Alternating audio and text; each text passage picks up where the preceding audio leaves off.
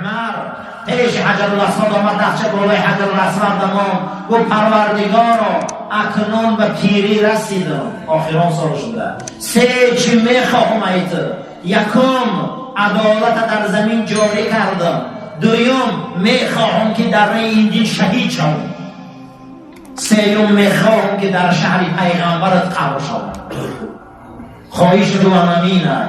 وقتی مرگ شونده میگه عبدالله پسر عمر که اجاج دویده میخزرده، میگه لبای اوتا جان، میگه پیشی عایشه را گو عمر میخواه که در پیش دو دوستش قبر شود. عمر میخواه که در پیش دو دوستش قبر شود. اگر عایشه نماند نگفت به شما منو بری کجای ده گور میکنی یا میپرتوی من راضیم، در مناقبش میبر حضرتم. وقتی که میگه آمدن که ام المؤمنین اجازت نداد، ابو دردا روایت میکنه میگه قسم به خدا میگه اجازت نشد، میگه آوردیم رساندیم شه امیرالمؤمنین که امپراتوری روم میلرزید، فارس با پررگی پخت پرخشه برآورد فارس. میگه زمانی که گفتن که اجازت نیست، خودش میگه زخمی بود از پیش عقیب و کار ترور شده بود. میگه نگاه میکردیم در درون جاگه رنگ کودک برای اوچش گریه میکنه، آخه گریه داره که من اجازت ندادن اطراف رسول اکرم ده، من اجازت ندادن گریه کرد. میگه بعد از او گفت که اکنون عایشه اجازت نداد، گفت اگه یک جای خودم خواب میرم، عایشه مادرمون که اجازت نداد یعنی که تابوتی من میگیره و پیش روضه مبارک میبره، اینو صدا را بلند میکنه طرف روضه که عمر آورده که اجازته یا نه. و میگه همه جنازه‌ش آوردن رو بروی روضه مبارک، صدا بلند کرد ابو دردا که ای فرستاده خدا، تو گفته که مردم رنگی زنده میشنوه، عمر آورده که اگر اجازت باشه خاکش کنیم، نباشه دیگر جا بقی میبریم شه. میگه ابو دردا خودم فهمیدم که رسول اکرم گفت که عمر همیجا بیاره. برای همین برادرو، انا اینای قدر، انا اینای منزلت، انا اینای بزرگی امروز عمر در آغوش رسول اکرم خوبه. ما باید آرزو کنیم، بدرین دیلمون آرزو داشته باشیم که به کدام عمل خدا قد چوبا میخوریم، خدا ما را در همون سرزمین جانمون نگیره، در شهر پیغمبرش، در زمین خدا، در سر قرآن حضرت عثمان کشتن، در سر قرآن کشتن. یکی از عالمای اسلام دائم مقصد دیگه تنقید میکردن، شیخ طنطاوی رو میخوندن، حکم شگی فاسق، مشرک، بدعتکار، هر چی میگفتن شه. این حدیث حسن بصری این در سیوم دوره طواف در حج اکبر فرضی در بیخ خانه خدا، خدا قبض ارواحش کرد. خدا بنده گیر آدم در اون ملک میمره. در همین سیوم طواف یکی دل همین شیخ طنطاوی ای کارمان همین تا گرفتن بیرون برآوردن شد. یعنی که ما امروز یک کس حکم میکنیم هر چی میگیم، اما صاحبی ما را دیگه خیلی قبول داره. هر چیز گفتهش ناگهان دنیا در نمایش دادن که شیخ فقط تنقید میکرده، امروز در بیخ کعبه در طواف جان داد. ما را گفته فرزندی آدم کدام عمل دوست میداری که با خدا و آخری؟ پروردگار ما را با زبان رمضانی و دهن رمضانی پرده خاک بره. انشاءالله این رمضان خدا گفته من خودم مکافات چه میتیم. باید ما دوست داریم به کدام عمل خدا قدی باخریم، هر یک تمام، یکی به زکات، یکی به احسان. چگونه که حضرت خالد ابن ولید گفتن است که دوست می‌دارم که ای اصل دیگه نفرم تا مردن من. برای همین هر کس باید در درون دلش یک مقصد قدی زندگی کنه. این بسیار بزرگه که آدم‌ها در سجده جانته‌اند، در حج بمرن، در اون مقام‌ها بمرن، در عرفات در دنیا گذرن. این هر خیلی آدم در میسر نمیشه. ما را نصیحت کرده سید ولی خدا کدام عمل خودی با میخری، کدام من پگه قیامت میخیزی خشا به حال آدم میگوه که من در شهر مدینه دنیا گذشتم خدا، در شهر مدینه پیغمبرت، یا خیزه گوه من در فلان مسجد در ختم دنیا گذشتم. یعنی نعمتی بزرگه. جهنم چگونه یک جای وزبینه هست. جهنم از غضب خدا خلق شدگی است که رسول اکرم صلی الله علیه و سلم فرمودند که خداوند جهنم خلق کرد، 1000 سال درد داد و آتش داد، جهنم سرخ شد.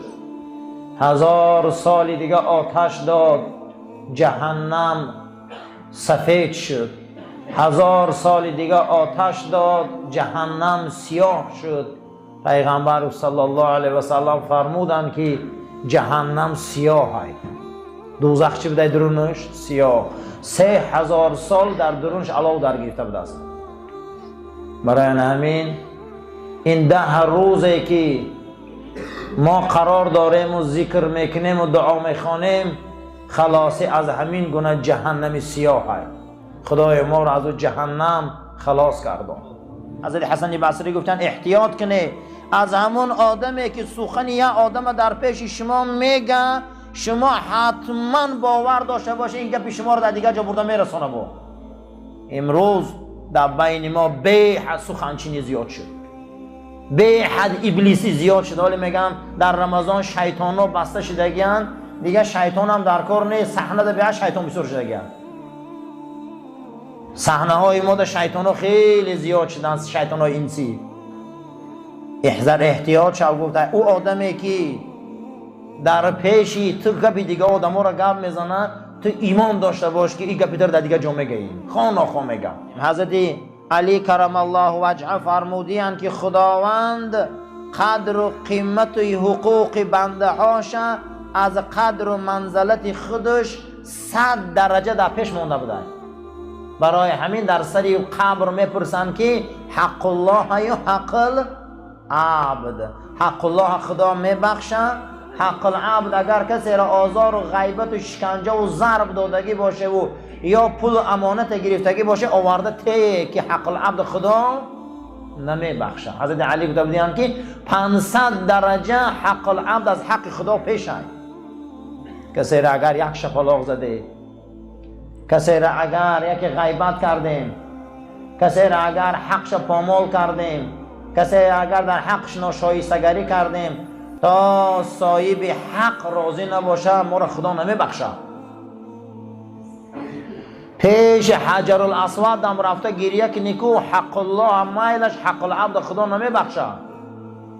بعض توبه ها همینه که آمده قرضا رو میتیبه میبخشده خدا. و خیلی نیزه که اینقدر ظلم استبداد کنی و با شما گریه کنی منو بخش. بعض توبه ها همینه که آمده بخشش میپرسی. بعض توبه ها همین است که آمده چیکار میکنی؟ حق به حقدار میرسانی، انا موجب توبه قبول میشه. برای همین حق بنده بلنده. در سری تابوتا هم متان گوش کردگین که حق الله و حق العبد گپ میزنن. حق الله ده پروا نمیکنن، میگه به خدا میسپاریم. حق العبد جدی میگیرن. حتی رسول اکرم صلی الله علیه و سلم فرمودن که هر کسی یک دیگریش یک شپلاق به سبب میزنه، روز قیامت خداوند نصف زمین در بین شانه هاش میمونه. که چرا تو یک شپلاق میزنی به چی؟ کی تو که به میزنی؟ تو برای چی یک شپلاق میزنی برا؟ به سبب کسی را یک شپلاق میزنه، روز قیامت خداوند نصف زمین در تخت پوشش میمونده که میتونه برداره نمی زمینه. برای همین بسیار حق العبد وزبینه. یکی ای قدر و منزلت شناسیان همینه. حسن بصری فرمودیم ما من نفقت الا والعبد یحاسب علیها. هر نفقه روز قیامت حساب کتاب داشته که اکجا میوی. الا نفقته علی والدیه و من دونهما. اما اون نان و پولی که در پدر و مادر روی میکردی میدادی را خدا حساب نمیکرده. این جوان مردی را دیدین قدر منزلتا. همه پول و مالی ما فرد و حساب داشته. کسی پدر و مادرش پول و مال یاردم میکرده، نفقه پدر و مادرش میداده، این را خدا حساب نمیکرده. او نفقته علی اخیه فی الله. کسی برادر مسلمان شه در راه خدا برادرش به خاطر الله شکمش سیر میکرده، این هم خدا نمیپرسیده. و صاحبه فی طاعته. کسی که مسلمانه که در طاعت خدا، اینم اگر نان و نمک میداده خدا نمیپرسیده. فانه روی ان الله سبحانه و تعالی یستحی ان یحاسبه علیها. در یک روایت دیگر آمده بود است که خدا حیا میکرده که کسی پدر و مادرش بانی میکنه کسی برادری در راه دینش کمک میکنه، کسی به خاطر خدا برادرش افطار میتیه، خدا حیا میکرده که او را حساب کنه روز قیامت. برای همین انا اینه قدر منزله، انا اینه برادری، انا اینه شجاعت، انا اینه اسلام. و کان یقول لیس من المروءة ان یربح الرجل على اخیه. پیغمبر خدا صلی الله علیه و سلم فرمودیان که حسن بصری گفتیان هیچ کس جوانمرد نگوه که وقت جوانمرد ای جوانمرد به خاطر فایده دوستی کنه. کسی به خاطر فایده دوستی میکرده و شما جوانمرد نگفته رسول اکرم. نخواه که مسلمان جوانمرد مسلمان به خاطر چیزای دنیاش قدیم مسلمان جوره شود. ما را اشهد ان لا اله الا الله و ان محمد رسول الله دوست کرده گید. نه این پول دنیا، نه این مال دنیا، نه این چیز دنیا، نه این خواهر و نه این اپا و نه چیزه. ما را کلمه توحید مسلمان کرده گید. ما را کلمه توحید منزلت داده گید. ما را کلمه توحید دوست کرده گید. کسی که کلمه توحید حرمت نمیکنه، کسی برادری مسلمانش حرمت نمیکنه، قسم بخدا او جوانمرد نیست. این رسول اکرم فرمودیان شما او را مروت جوانمردی ندانه، همون انسانی را که چکار میکنه به خاطر ریبح فایده برادری مسلمانش خیلی دوست میشود. روز حجت الوداع رسول اکرم صلی الله علیه و سلم آمده بودن رو به روی کعبه. حجت الوداع حج هست که 6 ماه بعد این حج پیغمبر ای دنیا میگذره. این حجت الوداع میگن در اسلام. جناب پیغمبر صلی الله علیه و سلم در حجت الوداع گرد خانه خدا را دور زدند. در همه حج فرضی یکی از دور بلال میبینن که بلال هم احرام بستگی در این گرمی ها، میگه لبای بلال خاک گرد خانه خدا را میگه طواف کرده است. جناب پیغمبر میبیا بلال آغوش میکنه و نگاه میکنه رو به روی کعبه، نگاه میکنه کعبه را. حدیث ابن عمر روایت میکنه، میگه ای کعبه، ای کعبه، قسم به نام خدا ایتر بلال بزرگای. قسم به نام خدا میگه ای کعبه ایتر بلال بزرگای. ترا بابام ابراهیم امارت کرده اما بلال خدای ابراهیم امارت کرده. امروز بین ما منزلت نموده دیگه. حضرت ابوبکر صدیق 400,000 تنگه طلا در همون زمان اسلام آوردگیش داشته. 400,000 تنگه طلا را علما حساب کردن در این زمان قریب 500,000 دلار میشد. همون زمان همین پول داشته. تمامی انمون مسلمان هایی که از دست مشرکین عذاب میکشیدن همه را خلاص کرده گرفته بم پول. یک تاش میگم بلال بود. وقتی که ابو جهل آمد گفت که ابو بکر اگر تو گفت چی برای این حبشی سیاه قد بسیار پول میتهی، تم دو تنگت میره خلاص میکردم. گفت اگر قدر منزلت ایمان بلال میدونستی که این دنیای چه ده پیشین. امروز قدر منزله در بین ما به حد پس شده گرد.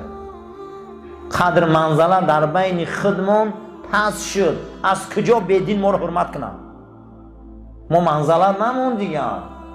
شما هر کسی ای کسی به خاطر فایده جورگی میکنه، دوستی میکنه، قسم به نام خدا بزرگا گفتن که به نانی نان بده از در بیرونش. سرش کنه بره و دوستی نکنه قدی خیلی آدم دوستی نمیشم. پیشتر مسلمان ها این خیلی نبودن. میگه در زمان جنگ احد 18 تن ای صحابه زخمی بود. از معرکه جنگ بیرون برآوردنش. یکی را میگه روده هاش برآمده بود، یکی را استخوانای پاش، یکی نیزه ها در بدن رس کردگی. همین حالت سعد ابن ابی وقاص میگه یک تاش صدا بلند کرد که آب. میگه کاسه آب من پر کردم آوردم در دستش دادم. میگه همین خیلی 18 تن میگه راست میگه تنی کوده، میگه تکیه کردگی بودن، خیلی سودگی بودن، آب دادم جنگ احد. میگه اینه میگه آب در لبش برد. میگه اینش نگاه کرد که شاید گفت که اینش ایمن تشنه‌تره، اینش میگه یگان تشمو آب ننوشیدن 18 تن شهید شد. میگه آبم خیلی مون. اما امروز ما نانی مسلمان ایدانش کنده میگیریم، فرزندای او را غم میتیم، او را فقیر میکنیم، او را چه دباله ها گرفتار میکنیم. و یا این گونه محبت داشتیان که ایمپریای روم و فارس باز اونو غلطوندن. بین ما ده امروز خیلی صفمون زیاده و تعداد نمازخوانمون زیاده، اما محبت قدر ناله و قدر محبت نداریم. شبی قدر آمدیم، بیا اول قدر خمون دونیم. رسول اکرم صلی الله علیه و سلم فرمودند من لم یرحم، کسی اگر رحم نکنه بر کودک، کسی اگر رحم نکنه بر کودکی ما، کسی اگر حرمت نکنه عالم منه، کسی اگر احترام نکنه بر آدم موی سفید و ریش سفید، امتی من نیست. بگو لیس منا، گو این ای امتی من نیست. گفت برای همین امروز قدر منزلت خیلی بین ما پس شد. او صحابه این خیلی قدر منزلت داشت، او صحابه خیلی یکدیگر را دوست می داشت، او صحابه این خیلی حرمت میکرد. اینا شخصیت هایی بودن که در معرکه غزوه احد همه اونها یک کاسه آب ننوشیده از دنیا گذشتن. معلوم است که بعد نماز ذکر زیاد بوده. بعد نماز ذکر کنید، نماز اوقیگان وقتی که ذکر قلینه پیغمبرمز امر قلفته بو کیچه قادر کیچه ذکر قلینه دعا قلینه. این شب قادر ای تا عصر پگره قادر ای برادران منزلت این شب دست نتی. پروردگار ما را برای راست هدایت کن، ما را توفیق بندگیت. این شب قادر ای من هزار ما عبادت برای ما نصیب گردان. از آفت بلا کلفت ما را نگهبان باش، عاقبت کاری ما را به خیر، ایمان ما را به سلامت گردان. آمین یا رب العالمین.